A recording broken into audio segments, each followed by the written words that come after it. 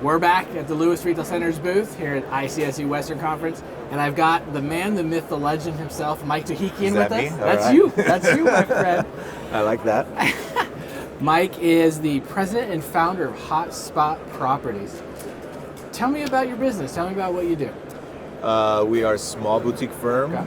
out of Calabasas, California. I've been in commercial real estate for 20 years. 20 years. Yeah, I had hair when I started. I don't have hair now. Hey, so did I. That's all good. But we primarily focus on tenant rep. Our primary clients, McDonald's, we represent Denny's, some Popeyes franchisees, Nothing Bun Cakes, Big Chicken, which is Shaquille O'Neal's concept, throughout Southern California and Northern California areas. So small shop, but we get a lot done. We like to do a lot of national brands, so we try to focus only on tenant rep. We do some leasing for developments, but it's mostly relationship based when we take on landlord stuff. How'd you end up in this business? Honestly, I was not planning on it. Most people don't. I graduated from Cal State Northridge as a marketing major, and I got recruited by a family firm, family office out of Los Angeles that primarily specialized in shopping centers throughout Southern California. They owned about 60 shopping centers at the time, and they were looking for a leasing rep. And no experience in real estate. They threw me right in, trained me, but I picked it up pretty quick. I liked the fact that I was able to interact with people and talk with people and learn about business, different businesses, etc. So I gravitated to it pretty early, and I grasped it, and I went out and did pretty well. And then I decided to just start my own firm from there with some of the relationships I made with some of the tenants. Fantastic. I like it. Yeah. And you mentioned your tenant rep, and you work with a lot of tenants on the because we're developers, and so we're always trying to figure out how to help tenants, how to attract them to our centers, how to help them be successful. Are there any is there anything that us as a developer we could be doing better to help facilitate new tenants coming to our centers or help them be more successful? Yeah, I mean, I think the earlier the relationships are built between the tenants and the landlords, including their brokers, once that relationship is built and the earlier development is discussed, you're able to identify different areas and different needs of the tenants. So I always like having open communication with developers saying, we're looking in this area or we're looking in this immediate pocket, to kind of help guide developers, when they are looking for projects in certain areas. So with Lewis, you guys develop on a larger scale.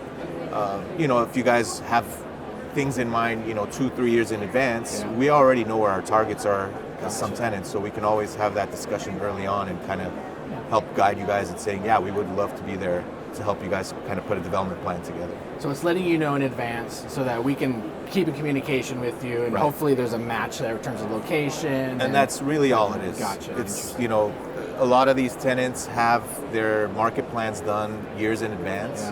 And a point could be sitting there for years before anything gets built there. Interesting, so it's really just having that constant communication with them and the timing of when is it going to get developed, or is that point still there, or are we moving this point to a different area? Interesting. That's where the constant communication is appreciated. In terms of retail trends, have you seen anything? What are the tenants saying looking in the future, next 3 to 5 years, or are they going small or all drive-throughs? What are they saying?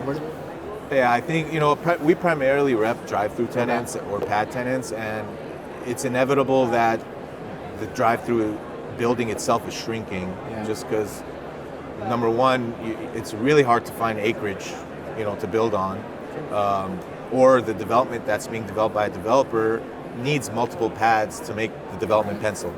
So in order for, the tenant to make, themselves still stand out, they're going to have to bring in multiple prototypes, and the smaller the prototype, the better chance you have of finding drive-throughs. So it's working, the drive-through survived COVID, actually flourished through COVID, and these prototypes that are drive-through only, they're working, especially in Southern California, Central California areas.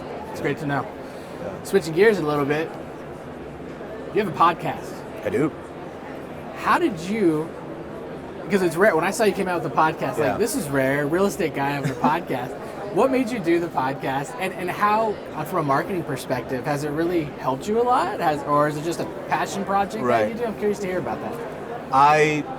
In real estate, we drive a lot. Yeah. And when I was driving, I was constantly listening to a podcast, Yeah. mostly Joe Rogan, let's say. Okay. I also listen to Huberman podcast or Peter Attia. So I'm like, our industry doesn't have anything like this where I'm already in work mode, I'm pumped up to go scout sites or Yeah. tour.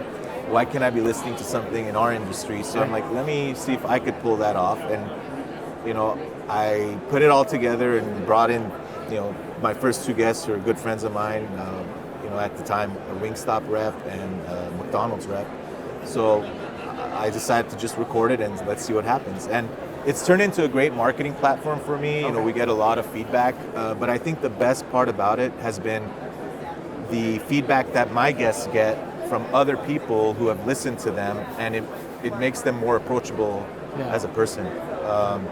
Or I had one guest who said after I came on, I got approached much easier by people saying, "Oh, I heard you on the podcast and we got deals done." Or I had another one saying, "I always wanted to do a deal with him, but I didn't know him, and your podcast got me to know him a little bit better." So it's kind of an easier way to network when you get to know somebody, and it's more approachable after you hear them talk. Super interesting. And it's called Hotspot. Hotspotting podcast. All right. Yeah. Well, thank you so much for your time, Mike. You got I really appreciate it. I know you got a lot of meetings, so thank you. You got it, man. Thanks, bud.